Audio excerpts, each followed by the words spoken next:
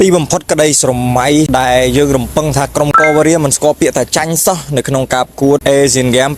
2026នេះគឺបានបញ្ចប់ត្រឹមប្រកួតចុងក្រោយដែលជំនួបនោះគឺប៉ះជាមួយនឹងក្រុមឥណ្ឌូនេស៊ីដែលយើងចាញ់ក្នុងលទ្ធផល2-1បើយើងនិយាយវិភាគទៅលើសាច់ហ្គេមនៃការប្រកួតដែលប៉ះគ្នាជំនួបចុងក្រោយនេះឃើញថាឥណ្ឌូនេស៊ីក៏មិនងាយក្នុងការស៊ីទៅលើក្រុមកម្ពុជាយើងដែរមាន3ហ្គេមក្នុងហ្គេមនីមួយៗគឺតឹងទៅសៃកដាក់គ្នាមិនថាកម្ពុជាមិនថាឥណ្ឌូនេស៊ីទេតឹងជាមួយគ្នាខ្លាំងយកតែមែនតើទោះបីជាយ៉ាងណាក្រុមកម្ពុជារបស់យើងគឺធ្វើបានល្អ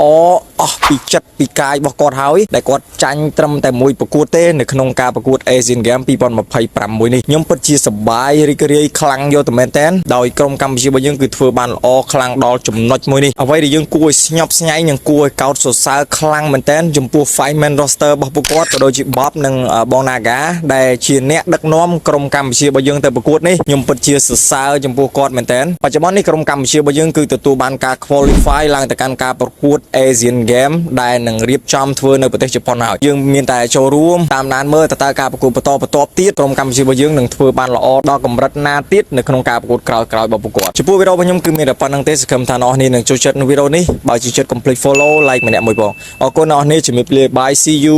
next video